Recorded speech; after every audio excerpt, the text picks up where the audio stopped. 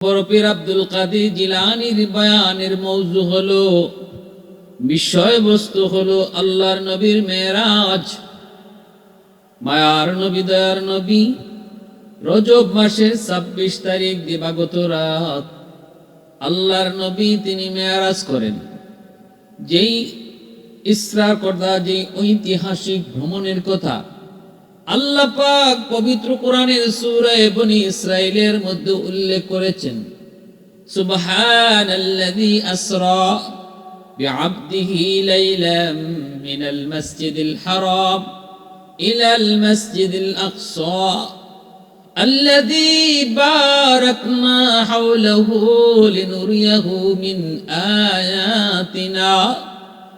আল্লাহ পাক রব্বুল আলামিন নবীজির ঐতিহাসিক সফর, সেই মেরাজের সফর, ইসরার সফর, বাইতুল্লাহ থেকে মসজিদে আকসা, সেখানে সকল নবীগণের ইমামতি। তারপরে নবীজি মসজিদে আকসা থেকে সপ্ত আকাশ পাড়ি দিয়া আল্লাহর দরবারে হাজির। আল্লাহ পাকের সাথে কথোপকথন, 50 ওয়াক্ত নামাজ আল্লাহ পাক তার উম্মতকে দিলেন হাদিয়া। এই ঘটনাটা আল্লাহর নবী, দয়ার নবী, মায়ার নবী তিনি মেরাজে সফর শেষ করে আসলেন, বাইতুল মুকাদ্দাস গেলেন, সপ্ত আকাশ পাড়ি দিলেন। প্রতি আকাশে আকাশে নবীগণের সঙ্গে সাক্ষাৎ, আল্লাহর সাথে কথা, নামাজ পাইলেন হাদিয়া। ফিরে আসলেন আবার মক্কা, গেলেন উম্মে হানির ঘর থেকে, আবারও ফিরে আসলেন সেই ঘরে। সময় ব্যয় হয়েছে এতটুকু, নবীজি যে বিছানায় শুয়েছিলেন রে যুবক, ওই বিছানাটা এখনো গরম শেষ হয় নাই, এখনো শরীরের তাপটা ঠান্ডা হয় নাই। এতটুকু সময়ের ভিতরে আল্লাহ পাক তার হাবিবকে ঐতিহাসিক সফর, ঐতিহাসিক ভ্রমণ আল্লাহ পাক করাইলেন। অজুর পানি এখনো গড়ায় জায়গা মতো যায় নাই। যেই ঘর থেকে গেলেন ওই বিছানা এখনো স্বাভাবিক হয় নাই। আল্লাহর নবী, মায়ার নবী তিনি ফিরে এসেছেন। দয়ার নবী ঘটনা যখনই তিনি উম্মতকে বলতে শুরু করলেন, মক্কার কাফির কুফফাররা নবীজির এই ঘটনা নিয়ে মজাক করলো, ঠাট্টা শুরু করে দিল। বলতেছে মুহাম্মদ পাগল হয়ে গেছে, কেমন করে সেটা সম্ভব? মসজিদে আকসা তো মক্কা থেকে অনেক দূর, 1000 মাইল পাড়ি দিতে হয়। আবার সেখানে নামাজ হয়েছে, ইমামতিও নবী করেছেন, সপ্ত আকাশ পাড়ি দিয়ে আল্লাহর কাছে গেলেন। এত লম্বা সফর, এত লম্বা ভ্রমণ, এত অল্প সময়ের ভিতরে কেমন করে সম্ভব? কেউ বিশ্বাস করে, কেউ বিশ্বাস করে না। গ্রুপ হয়ে গেল দুইটা। আবু বকর সিদ্দিককে মানুষ হয়ে যায়, বলতেছে আবু বকর তোমার বন্ধু মুহাম্মদ কি বলে শুনছনি? কি বলতেছে? এতটুকু সময়ের ভিতরে, গত রাতে অল্প সময়ের ভিতরে নাকি এত লম্বা সফর সে করেছে। এটা কোনো বুদ্ধিমানে কোনো মানবো? জ্ঞান আছে যার, বুদ্ধি আছে যার, বিবেক আছে যার, সে কি কখনো সেটা এটা মেনে নিবে? সিদ্দিক আকবর বলেছিলেন, তোমরা কে কি বলো আমরা জানি, আমি জানি না গো, আমি শুনতেও চাই না, তবে শুধু এতটুকু শুনতে চাই, এই কথাটা আমার নবী তার নিজের মুখে বলছেন নি বলে নবী যদি নিজের মুখে নিজের পবিত্র জবানে বলে থাকেন, তাহলে আমি আবু বকর, আর কেউ বিশ্বাস করুক আর না করুক, আমি সবার আগে বিশ্বাস করলাম। सिद्दीक तेरा नाम से इस्लाम रहेगा, सिद्दीक तेरा नाम से इस्लाम रहेगा, दुनिया की सदाकत में तेरा नाम रहेगा, दुनिया की सदाकत में तेरा नाम रहेगा, फारूक तेरा नाम से इस्लाम रहेगा, दुनिया की अदालत में तेरा नाम रहेगा, दुनिया की अदालत में तेरा नाम रहेगा।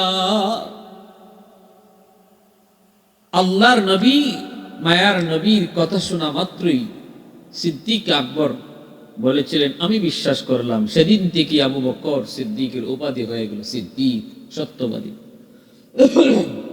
এটা এমনই এক ঐতিহাসিক ঘটনা, ঐতিহাসিক সফর, যারা মানুষের বিবেক, মানুষের বুদ্ধি হ্যাং করবে, এটা মানুষের বুদ্ধিতে আসবে না, বিবেকে ক্যাচ করবে না, মেমোরি সেটা নিবে না।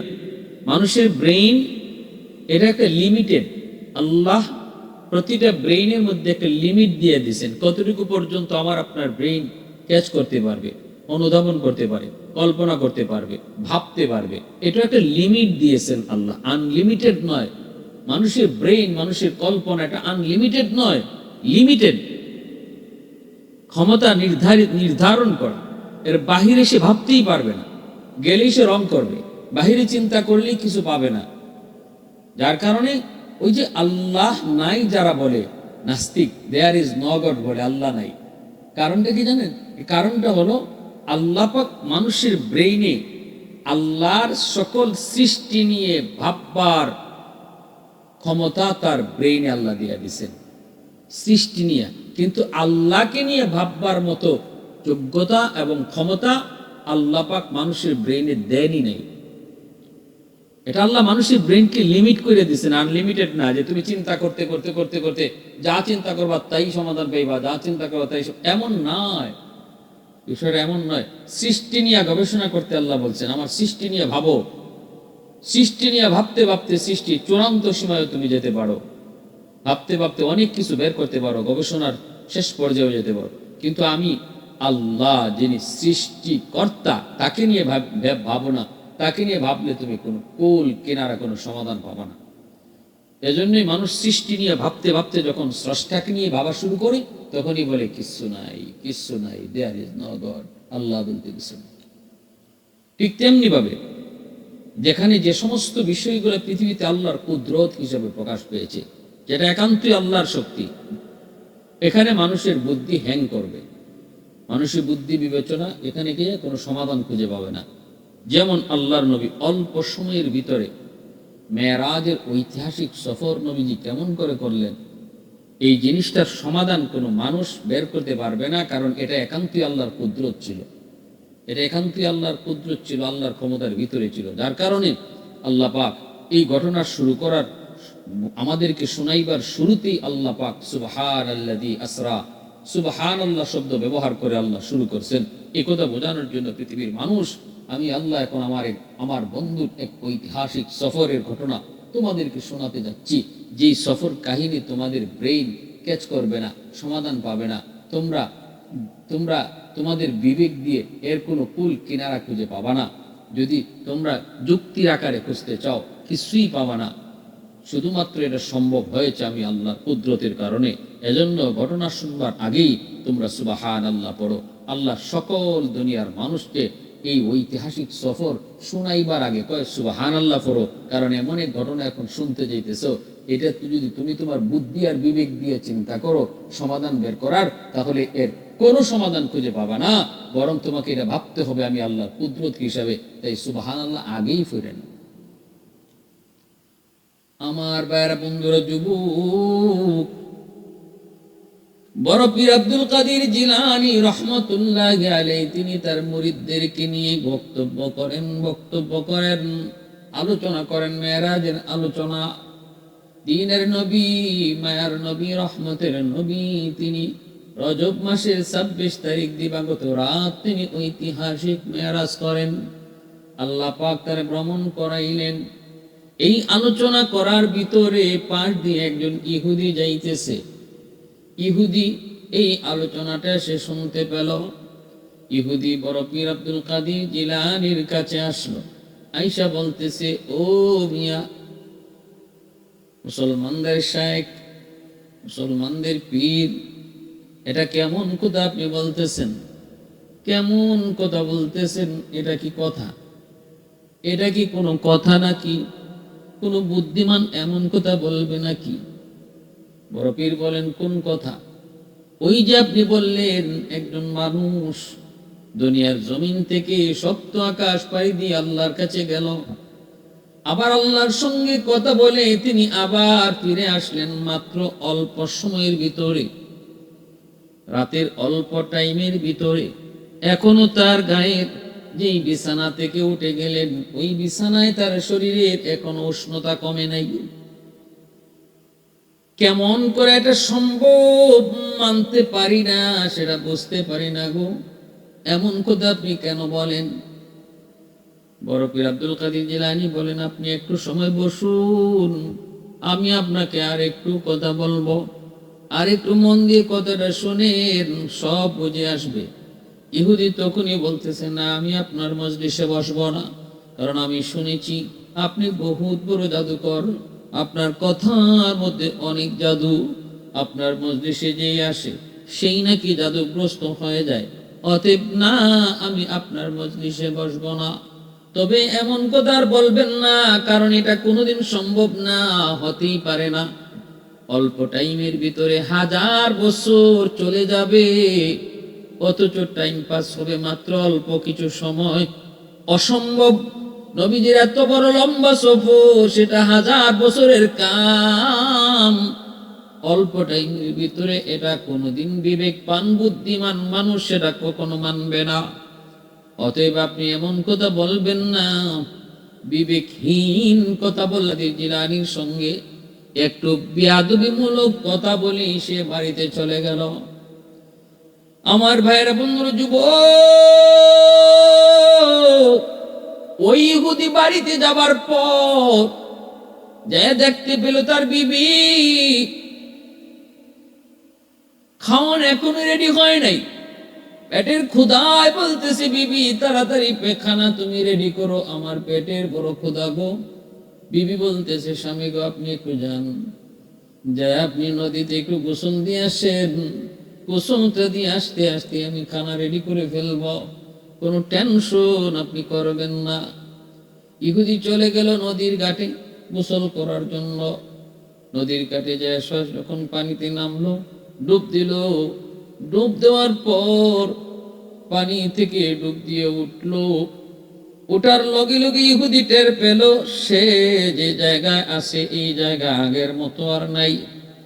যে নদীর ঘাটের দিকে তাকায় বুঝতে পারতেছে এই জায়গা আগের জায়গা নয়। ডুব দেওয়ার আগে যে ঘাট ছিল, ডুব দেওয়ার আগে যে এলাকা ছিল, এই এলাকাও এলাকা নাই, ওই মানুষগুলো মানুষের মতো নাই। ডুব দেওয়ার সময় কোনো মানুষজন নদীর ঘাটে ছিল না, কিন্তু ডুবতি উঠার পর দেখতে পেল নদীর ঘাটে 2 জন মহিলা নদীর ঘাটে আসছে।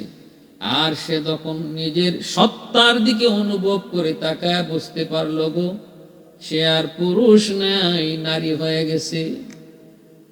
শুধু নারী নয়, যুবতী একজন মেয়ে। ওই ইহুদি মানুষ বুঝতে পারলো সে একজন নারী শুধু না, একজন যুবতী। অবাক কাণ্ড, আমি ডুব দেওয়ার আগে ছিলাম একজন পুরুষ, এখন ডুব দিয়ে হয়ে গেলাম যুবতী। আর জায়গাও এটা কোন জায়গা, কোন জায়গা, জায়গাটাও চিনতেছে না। ওই অবস্থায় ডাক দিয়ে বলতেছে, ও বোনেরা এটা কোন জায়গা? মহিলারা কয়, তুমি কোত্থেকে আসছো? তোমাকে তো কোনোদিন আমরা এই ঘাটে কোনোদিন দেখি নাই গো, তুমি এখানে কেন এসেছো? তখন ওই ইহুদি ডাক দিয়ে কই, বোনেরা রে আমার একটা কাপড় দাও, বিস্তারিত পরে বলবো, আমি নিজেও জানি না এখানে কেমন করে আমি আসলাম, তবে আমারে তোমরা একটা কাপড় দাও, আমি আমার লজ্জাস্থানটা একটু ঘুরি। কাপড় দেওয়ার পর সে তার শরীরটা ডেকে পানি থেকে উঠলো। উইটে সে হাঁটা শুরু করলো। মহিলাদেরকে বেশি কথা বললো না, শুধু বলল, আমি নিজেও জানি না, আমার বাড়ি কোথায় তাও জানি না। ওই মেয়ে লোক হয়ে যাওয়া পুরুষ, ওই মেয়ে লোক হয়ে যাওয়া ইহুদি সে হাঁটতেছে। ওই অবস্থা ওই এলাকার পাশের এলাকার একটা যুবক, তার নজর পড়ছে ওই যুবতীর দিকে। নজর পড়া মাত্রই সে তার প্রতি আকৃষ্ট হয়ে পড়ল, পিছনে পিছনে লগ নিল, কাছে যেয়ে বলতেছে, কে আপনি, কোথা থেকে এসেছেন? আমাদের এলাকায় আপনাকে আর কোনোদিন তো দেখি নেই, কিন্তু আপনার যে রূপ, আপনার যে লাবণ্যতা, আপনার যে আকর্ষণ, আমি তো আপনার প্রেমে পড়েছি, আমি তো আপনার প্রেমে পড়ে গেছি। আমি আপনাকে বিয়ের প্রস্তাব দিতেছি, সামনের দিকে আর যায়েন না, বিপদ আরো বাড়তে পারে। ফিতনার সময়ে সামনে বাড়া ঠিক নয়, আপনার বাড়ি ঘরে এই এলাকায় নয়, অতএব আমার প্রস্তাবে রাজি হয়ে যান। আমার ঘর বাড়ির সহায় সম্পদের কোনো অভাব নেই। এই অবস্থা, ওই সাথে সাথে ইহুদি চিন্তায় পড়ে গেল, আমি তো ছিলাম একজন পুরুষ, পানিতে ডুব দেওয়ার পর হয়ে গেলাম একজন যুবতী, আর যে অবস্থা, আমার সামনের দিকে যাওয়াও ঠিক নয়, বিপদ, যে কোনো মুহূর্তে বিপদ আসতে পারে। চিন্তা করে সিদ্ধান্ত নিল, ঠিক আছে, আমি আপনার কাছে বিয়ে বসবো। বিবাহ বন্ধনে আবদ্ধ হয়ে পড়ল। নিরাপত্তার জন্য সংসার শুরু হলো। সংসার করতে করতে এইদিকে সংসার চলছে তো চলছে, দিন যায়, মাস যায়, বছর যায়। 17 বছর সংসার জীবনে তার কাটলো। এর ভিতরে একাধারে 10টা সন্তান তার হয়েছে, 10টাই ছেলে সন্তান। এইদিকে 17 বছর সংসার করার পর, 17 বছর পরে তার স্বামী সে কোন এক রোগে আক্রান্ত হয়ে মারা গেল। এখন ওই মহিলা, ইহুদি মহিলা, বাচ্চাগুলা নিয়ে সংসারে একা। তার অতীতের কথা মনে পড়লো, হায় রে, এই নদীর ঘাটে গোসল করতে এসেই তো আমি একজন মেয়ে লোক হয়ে গেলাম, কিন্তু ঘটনাটা কেমনে হলো, কিভাবে হলো, আমি কিছুই জানি না। আমার মন বলে, ওই নদীতে আবারও যদি যাই, হয়তো বা কোনো রহস্য আমি পাইতে পারি, কোনো রহস্য বা কোনো একটা ক্লুক পাইতে পারি, কেমন করে এমন হলো। বড় ছেলেটাকে বলছে, বাবা, তুমি তোমার ভাইদেরকে একটু দেখো, আমি নদীর ঘাট থেকে গোসল করে আসি। এই বলে যুবতী ইহুদি নদীর ঘাটে গেল। যেই ঘাটে ডুব দিয়েছিল, যেই ঘাটে ডুব দেওয়ার পর সে দেখতে পেয়েছিল সে অন্য জায়গায়। ওই ঘাটে যে আবার সে পানিতে ডুব দিল।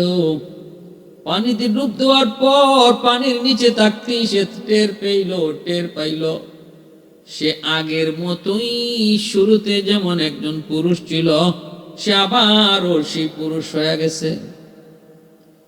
ঘটনা কি, তাকায় দেখে নদীর পাড়ে সেই শুরুতে ডুব দেওয়ার সময় যে অবস্থা ছিল, ওই অবস্থা কেউ নাই। তার সে আগের স্মৃতি মনে পড়ে গেল, আগের স্মৃতির জায়গায় চলে আসলো। তাড়াতাড়ি করে উইটা নকর বাড়ির দিকে দৌড়, ঘরের দিকে দৌড় দিল। যাইতে তার বিবি ডাক দিয়া বলতেছে, স্বামী গো, এত তাড়াতাড়ি কেমন করে আসলেন? আমি বললাম আপনি যা একটু গোসল করে আসেন, খানা রেডি করি, আপনি গেলেন আর আসলেন, এত দ্রুত কেমন করে আসলেন? মনে হয় আপনি গোসল আজকে করেনি নেই। আমি তো অবাক হয়েছি। ইহুদি বলতেছে, আমি তো অবাক, আমি আরো ভাবছি আমার বিবি বলবে, স্বামী গো, আমি তো খানা লইয়া বইসা রয়েছি, তুমি এতক্ষণ কই ছিলা? আমি তো জানি আমার 17 বছরের সংসার, 17 বছরের সংসার আমি পার করেছি, 10টা সন্তান জন্ম দিয়েছি, আর আমার বিবি বলতেছে তুমি গেলার আইলা, গোসল করছো কখন? বিবি যে তুমি কও কি? আমি গেছি আর আইছি না, আমার জীবনে 17টা বছর পার হয়ে গেছে। বিবি কয়, কও কি গো? এই যে দেখো খানা, গরম খানা, এই তো গরম খানা, এখনো খানা গরম রয়েছে। বড় পীর আব্দুল কাদের জিলানী রহমতুল্লাহি আলাইহি, বড় পীর আব্দুল কাদের জিলানী রহমতুল্লাহি আলাইহি ওই মজলিসের কথা ইহুদির মনে পড়লো। হ্যাঁ, আমি তো আব্দুল কাদের জিলানী ওই বয়ানের উপর অবজেকশন করেছিলাম। একজন মানুষ অল্প সময়ের ভিতরে 100 বৎসর যেটা লাগে সেই সময়টা একটু সময়, অল্প সময়ের ভিতরে কেমনে সম্ভব?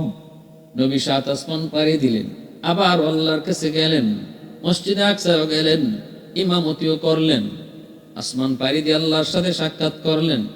কতটুকু সময়ের প্রয়োজন? জান্নাত আল্লাহ দেখাইলেন, জাহান্নাম আল্লাহ দেখাইলেন, এগুলো তো সময়ের প্রয়োজন। এত সময় ব্যয় হলো, অথচ নবী উম্মে হানির ঘরে আবার আয়েশা দেখেন বিছানার উষ্ণতা এখনো স্বাভাবিক হয় নাই, ঠান্ডা হয়নি। দৌড়, ইহুদি এক দৌড়ে আব্দুল কাদের জিলানীর কাছে যায়, পায়ে পইরা মাপ চায়, হুজুর আপনি আমারে মাফ করেন। আর ঘটনা পরে কইতেছি গো, আগে আমারে কালেমা পড়ে মুসলমান বানা। मैं तालिब मौला हूँ मेरी इश्क निराला, मैं तालिब मौला हूँ मेरी इश्क निराला, है जुम्ला जहाँ जिनके तजल्ली से उजाला, है जुम्ला जहाँ जिनके तजल्ली से उजाला।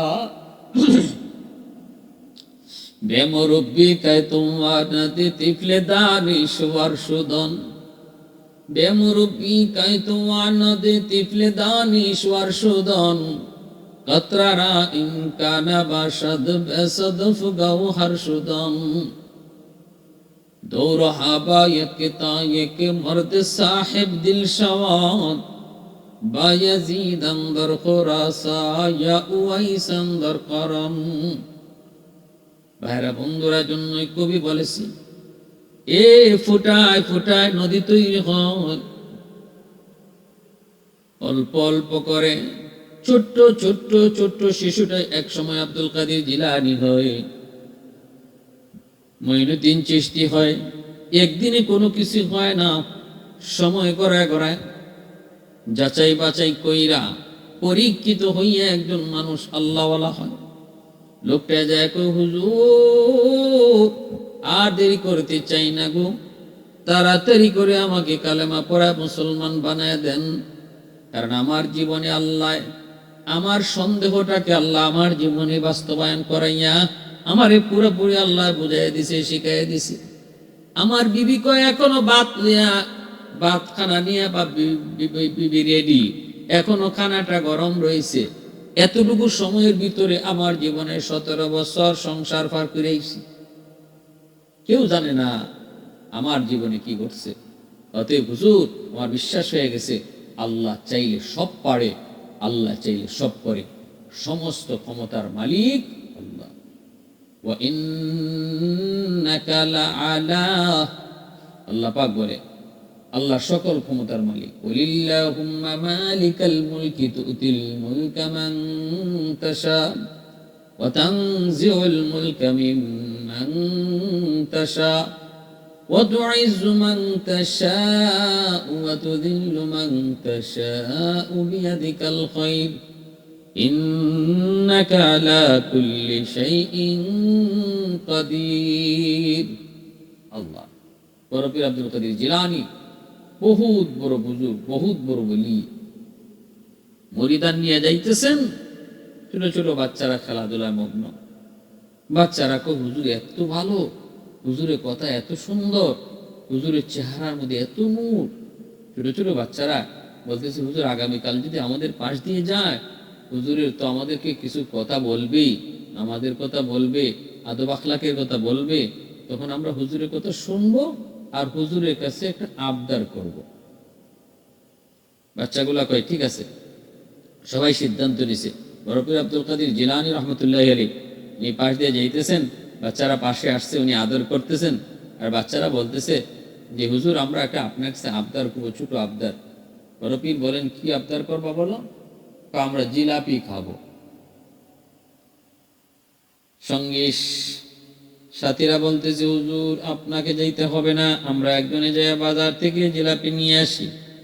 কিন্তু আব্দুল কাদের জিলানী বলেন, না তোমাদের কেউ যেতে হবে না, বাচ্চারা আমার কাছে জিলাপি চেয়েছে, আমি জিলাপি আনতে যাব। এই বলে তিনি একাই বাজারে চলে গেলেন।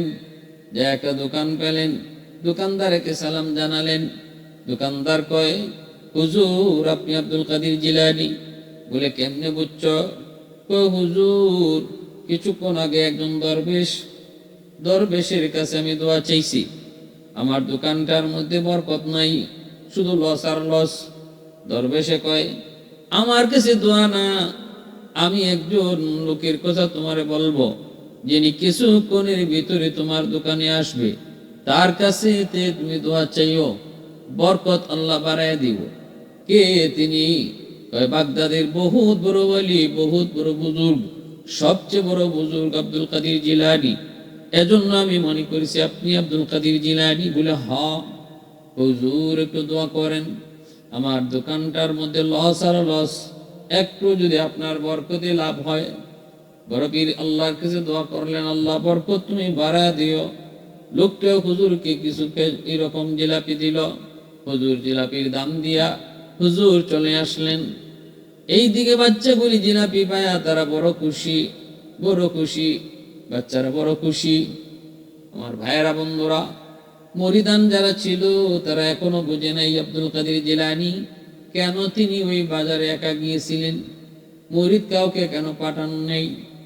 একদিন বেশ কিছুদিন পর মরিদান নিয়ে বসা, হঠাৎ করে একটা লোক খাঞ্চা ভরা জিলাপি নিয়ে আইসা হুজুরের কাছে সালাম দিয়া কয়, হুজুর এই যে নেন, আমার আপনার জন্য কিছু হাতিয়ে এনেছি। হুজুর আপনি আমার দোকানে ওই দিন জিলাপি আনতে যা একটু দোয়া করার কারণে আল্লাহ আমার ব্যবসার মধ্যে এমন বরকত বাড়াইয়া দিছে, বরকত আর বরকত। এজন্য খুশিতে আমি আপনার কাছে কিছু হাদিয়ে নিয়ে এসেছি। তখন মুরিদানরা বুঝতে পেরেছে আব্দুল কাদের জিলানী কেন মুরিদ কাউকে বাজারে না পাঠাইয়া নিজে গেছিলেন, কারণ ইলহাম হয়ে গেছে আল্লাহর পক্ষ থেকে। জিলানীর অন্তরে লোকটার ব্যবসার বরকতের জন্য তুমি তার দোকানে যাই একটু পা লাগাও। এজন্য খাঁটি আল্লাহওয়ালা বুজুর্গদেরকে নিয়ে বিভিন্ন সময় বিভিন্ন প্রতিষ্ঠানে দোয়া খায়ের করানো, আল্লাহ তাদের উসিলা অনেক সময় বরকত আল্লাহ বাড়াইয়া দেয়। মায়ার নবী, দয়ার নবী তো নিজেই বরকত ছিলেন। নবীজির এরকম মুরিদ, নবীজির এরকম উম্মত যারা খাঁটি আল্লাহওয়ালা, তাদের হাতে পায়ে জবানে আল্লাহ পাক বরকত রাখছেন। প্যার হাজিরিন, এজন্য বড় পীর আব্দুল কাদের জিলানী রহমতুল্লাহ আলাইহি, তিনি এই উম্মতের বহুত বড় সম্পদ, বহুত বড় বুজুর্গ, বহুত বড় বলি। ছোট্ট কাল থেকে যিনি মার কথার অমান্য করতেন না, ছোট কাল থেকে যিনি সত্যবাদী ছিলেন, এই সত্য বলার কারণে শিশু বয়সে উনার উসিলায় বহুত বড় ডাকাতের দল, তারাও ডাকাতি ছেড়ে আল্লাহর ওলি হয়েছে, এই শুধুমাত্র সত্য কথা বলার কারণে। আল্লাহ আমাদের সবাই